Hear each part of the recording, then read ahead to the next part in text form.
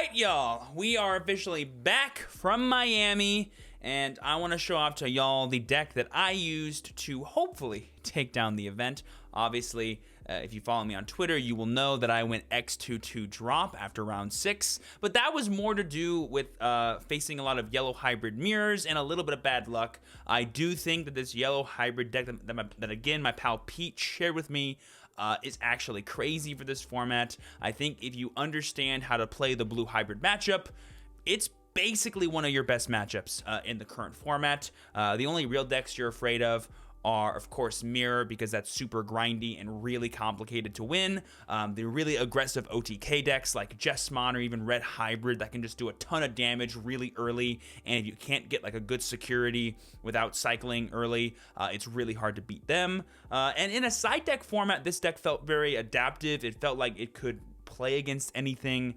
I really do like the yellow hybrid engine. I just do think that it plays a little bit too passively in order to actively win a lot of games. And so to do well with this deck, you have to be a really good pilot of it. And sadly, I was not one for this tournament. But if I had more time to practice and maybe got a little bit luckier in my matchups, I could have done much better, but that's true for almost any tournament ever. I want to go ahead and just show off to you guys my deck list and my side deck and talk about what I think works and what might need to be looked at again or might need to be improved once more testing gets done. If you guys enjoyed this deck list and want to see more like it in the future from me, be sure to smash that like button, subscribe to the channel, and click that bell for notifications so you know when my videos go live for you. And if you ever want to be a part of awesome live streams like this in the future, be sure to follow me over on Twitch like all of these beautiful people, and you can go ahead and do that in the future. With that being said, let's hop into the deck list. I'll start off, of course, with the eggs. We are playing a yellow-purple deck. I know it doesn't look like it given these three,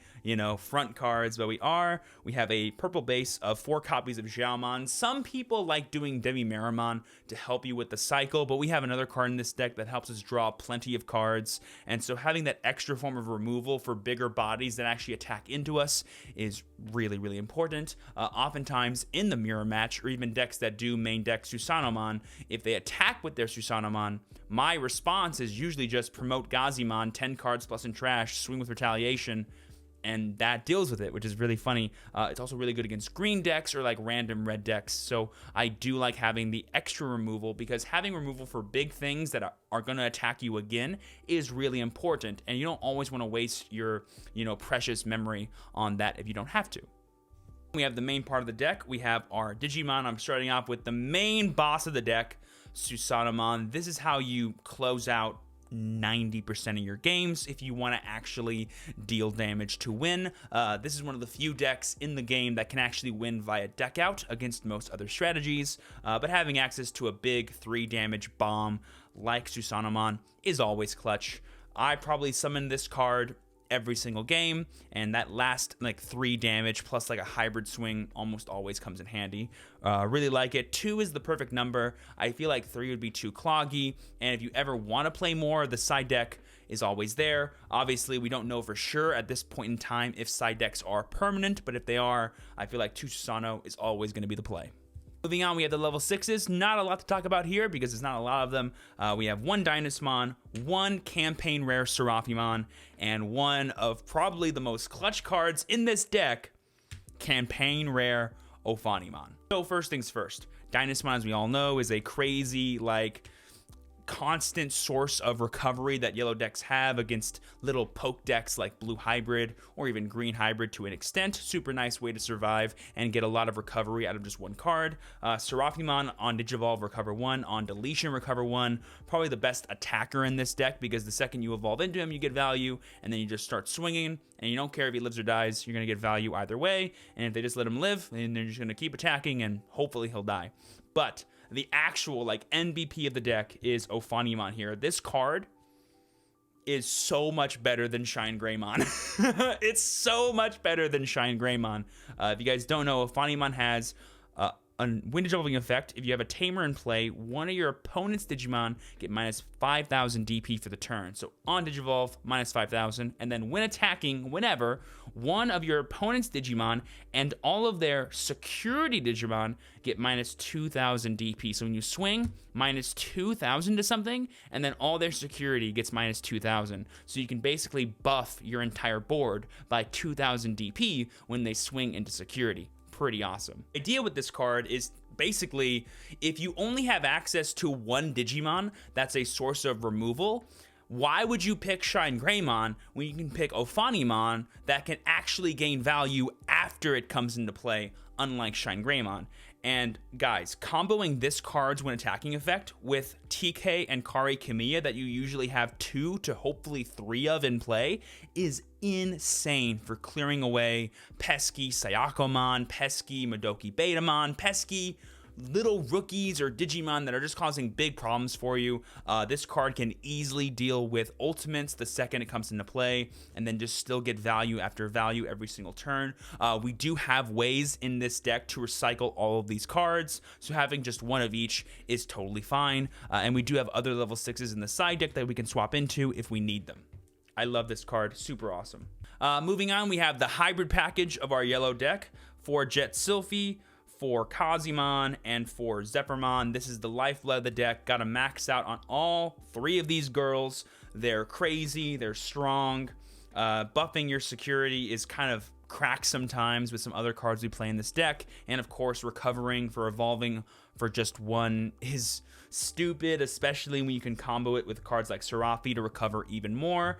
Most of the time, my security would cap out at like 10 or 11 if my opponent never attacked me, and if they did attack me, I'm usually always at 5 or 6. But my comfortable number to stay at is usually 4, especially if I'm not being aggressive in the matchup. But if I am being aggressive, it usually never matters what my security is actually at. And that's it for our yellow Digimon. No more yellows in the deck. Our next Digimon are our purples, and we only play 3 copies of Gazimon. Now, a lot of people do like 4 Gazi and 2 Elecmon in their purple-yellow decks, and that's great. Those are powerful cards. But in ours, the way Pete talked about it was like we want room for more option cards. We want room for more cards that, if they're put in security, are insane. So it kind of operates like a security control deck in that sense, in terms of what cards are actually valuable to include in your deck. And so if it's a choice between Gazimon or Elecmon as your only purple level 3 in the main deck, Gazimon is the one that can get the most value, because usually against blue hybrid, unless they ice wall you, if they're at like 3 security and you have the setup for a Susanomon play, promoting Gazi from raising and then going into Susano is game winning. And having Gazi to help you set that up is really cool. Almost always, if my opponent did not early play a Bokomon, I would just leave Gazimon in the raising the entire time to keep our purple options activated, and then bring him up when it was time to end the game.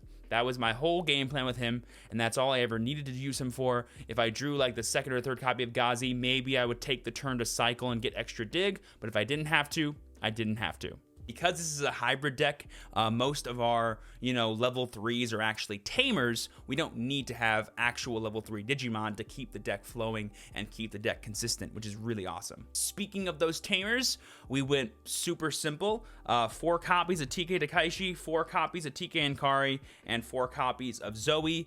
These are the best yellow tamers you can play in this deck. I would say, in terms of the best cards in this deck, TK number 1, TK Kari number 2, and then Zoe is arguably the worst of all the, inheritable tamers, but she keeps this deck flowing and gives you access to your cards, so she's better than anything else. Plus, you can do some pretty cool plays with her that help you cycle your security and just keep it super dangerous. We're not playing any purple tamers, but we are including 2 copies of Takumi Aiba to just round off the total package. And that's because cards like Kari Kamiya, while they are great, are only good if you play them at 4. And again, we wanted to include more cards that, if they're put into our security, are insane. And we wanted to include cards to help us against the blue hybrid matchup, and so Kari just could not make the cut. But a card like Takumi, which can help overall consistency, did. Plus, against decks like Cherubimon, against random like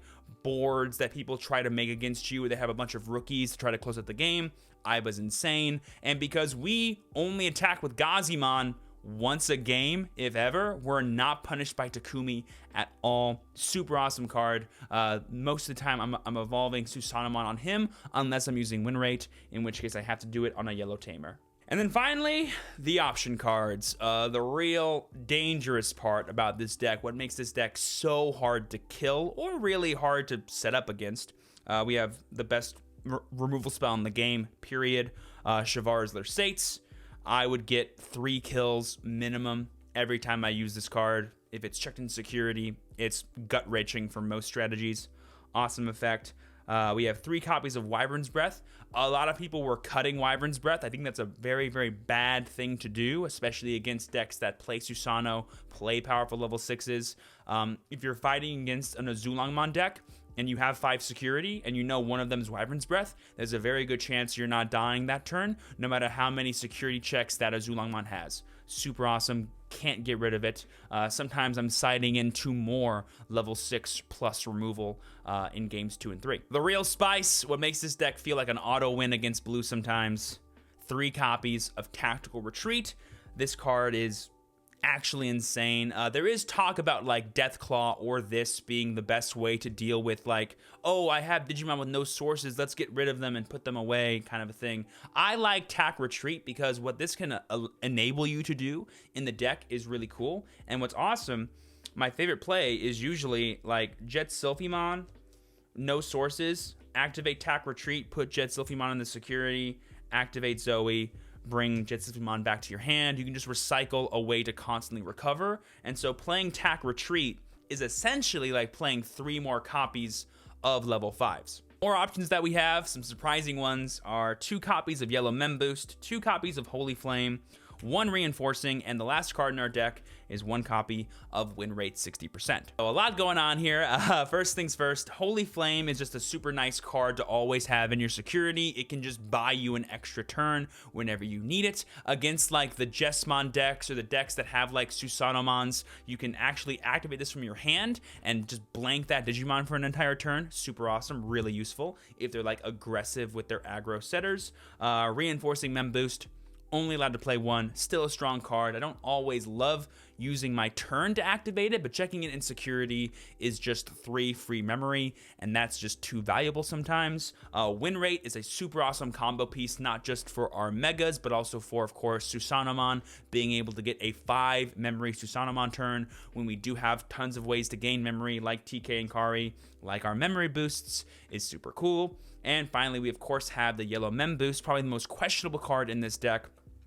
A lot of people are playing Blinding Ray as a way to help you close out games faster against decks by getting an extra hybrid swing late game, and that's great. But I don't like losing the security, and I don't like that it doesn't have a security effect. So Yellow Mem Boost is a better option, because if you check it in security, it's value, and if you play it from your hand, you can probably fetch one of the low like yellow Digimon you play. Like, we don't play that many yellows in the deck. Being able to search for Jet Sylphies or any of your level 6s is super valuable. Also, being able to help you like gain memory to go up into big Susanomon plays with win rate is game winning by itself. So a huge fan of Yellow Mem Boost. And what's crazy is because it's a, you know, low impact card that we play at 2 of, it makes side decking super easy. You guys are gonna see my side deck has a lot of 2-ofs in it. That's because most of the time I just take these out and put in whatever card is better for the matchup, and it's worlds of a difference in terms of simplicity of siding in between games 2 and 3, and it helps keep the deck super efficient and consistent throughout the day. So I really love the inclusion of Mem Boost. It is kind of low impact, but what it can set up for you does matter, and it's basically like playing Blinding Ray, just with no drawbacks. And you're like, it's a 3 memory card versus a 0 memory card. Well, you don't, like, this deck isn't about being super aggressive and making big plays. It's about setup and control, so you have time to just waste 3 memory in almost any game you play. And then finally, rounding off, we do have the side deck that I built for the event, I focused my side deck on two things. I want to make sure that I don't lose to myself not being able to close out games, and I want to make sure I have the edge for sure in games 2 and 3 against blue decks in case they adapt. So we have 2 copies of Mimi Tachikawa. I felt this was a better thing to include than Kari Kamiya post side because you can play less of it and still get a lot of value, basically turning off your opponent's Hammer Sparks, or against the Lilith Loop decks or the decks that play Deathclaw, making their Deathclaws more expensive. We have 2 copies of Fly Bullet. It's the better, like, second level 6 removal spell to include. I kind of want to do a third one of this because being able to, again, stack your security with powerful removal spells is pretty big. We have 2 copies of BT1 Seraphimon for against blue or even yellow mirrors to have extra sources of aggression / recovery when we need them. This could be a main deck card, but I felt like the value of Ophani, Dynas, and Seraphi was more cohesive, but you could totally include like one of these or 2 of these in your main deck and it'd be super great. I just wouldn't play more than like 4 level 6s max in this deck. We have 1 more Tack Retreat that always goes in against blue decks. We have 1 Purge Shine, which always goes in against blue decks. You could do Lightning Paw instead, but because we play Ophanimon, this can combo super nicely with her, so I figured doing this was a bit better. But if you want to, Lightning Paw essentially does the same thing of answering all the pesky, armies of Sayakos or Floodgates that people do against you to kind of slow you down. We have 1 more Gazimon just to help against the memory gain matchups. This could be a one of a Lekmon if you wanted it to be, but I like Gazimon more. And then finally, we have 1 copy of Avenged Kidmon, and the idea behind this is A, it's good against Bielstermon, which is normally a bad matchup for you, so having this is just nice. 2, it actually serves as a third way to not deck out in the mirror. So instead of having to find room for a third copy of Susanoo, which won't always come up, you can have a copy of Avenged Kidmon. And because we play a lot of option cards in this deck, you can play this thing for free most of the time and get a free removal spell out of the deal. This did help me in some of my mirror matches to not deck out before my opponent did, which did help me win a game that I needed to. We still went to time, but as long as I drew my Jet Sylphimons, it usually meant that I won the game thanks to this card. Overall, the deck was a pretty well-oiled machine. My bad performance was not due to inconsistencies outside of, normal dead hands that you can expect no matter what deck you play, like not drawing level 5s for an entire match just happens to some decks, no matter how well the deck is built. I do really love the strategy of yellow. I will always be a control player at heart, and being able to take a deck like this to a tournament where everyone thought blue was going to be unbeatable, this unmatched monster, was pretty nice. I just sadly couldn't represent how good this deck is against blue because I didn't really fight against any blue decks. So hopefully the next time I make a meta call like this, I'll be correct and only fight against the matchups that are good, and I can show off how good those matchups actually are.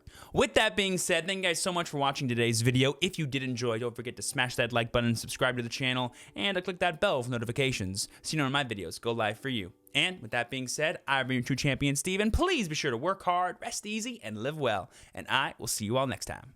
Peace.